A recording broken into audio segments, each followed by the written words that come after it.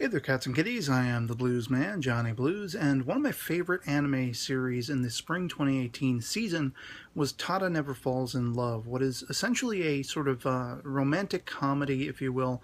But this series, it was a pleasant surprise for me. I didn't really know what to expect going into it, and it was hilarious. It had me laughing my ass off a lot. It really tugged at my heartstrings several times throughout the course of it, and it just had a heartwarming, feel-good vibe to it overall. It was something that I could just sit down and relax and watch and really enjoy week in and week out. And I know that there have been certain complaints with the series being a little too cliche, the way the plotting, plays out and everything like that. There were a few asides along the course of the series that sort of were mysterious to some people and took people aback, like an entire episode based around the, protagonist's cat, for example, who had his own inner monologue and everything like that. It was absolutely adorable and hilarious, at least as far as I'm concerned.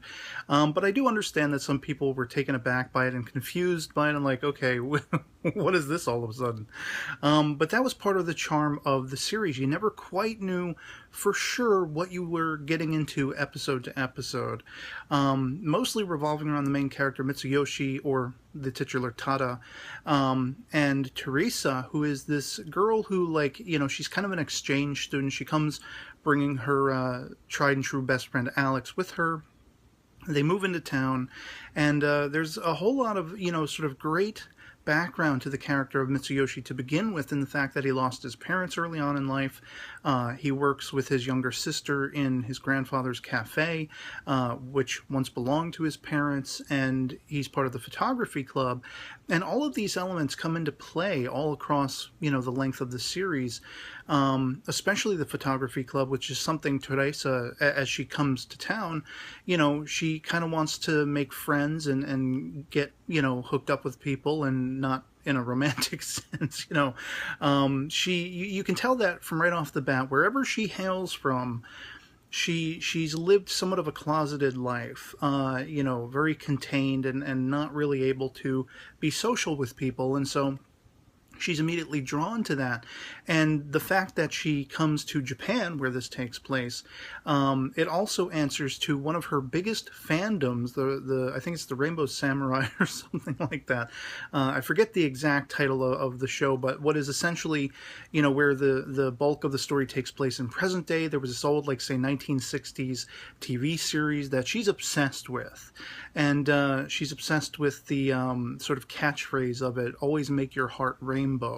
And this particular samurai, he would kill villains, but before he would strike them down, he would ask them what color is their heart or something like that, or what color is the rainbow. And if they didn't give the answer, a rainbow is a rainbow, they were dead. That was it.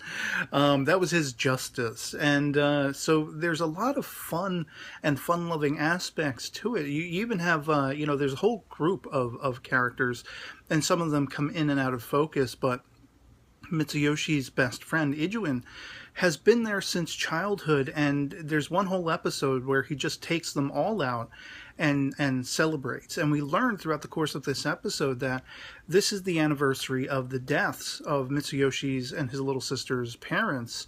And Ijuin is doing this as a means of reaching out and never letting them get down on themselves or the hand they've been dealt.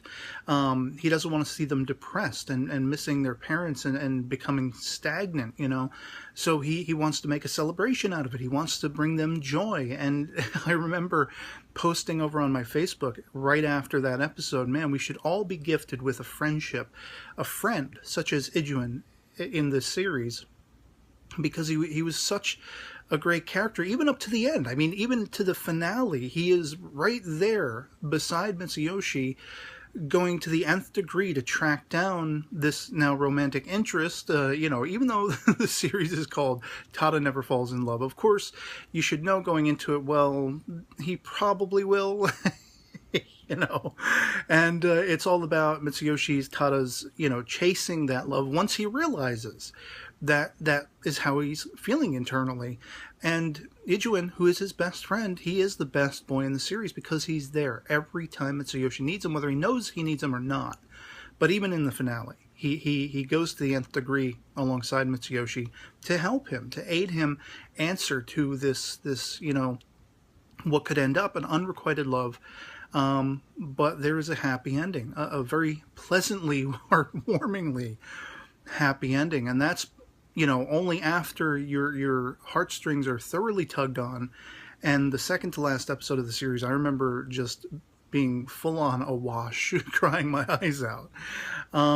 And I can't really sing this series praises enough. I don't necessarily get into romantic comedy type series and everything. It all depends on how it impacts me when I check it out. And from the get-go, this one had me by the lapels. I thought it was interesting too that Teresa, the sort of love interest, if you will, she's portrayed as European and blonde, but she's completely capable of speaking Japanese and everything like that. She has had that history with that Japanese classic TV show and how that comes into play. It's just, there's so much cuteness, so much adorableness, and again, feel-good vibe that this series gives me and befills me with. And it was something I genuinely looked forward to. I was genuinely happy when I knew, oh, I'm going to be watching that new episode tomorrow. Oh, I'm going to be watching that episode today.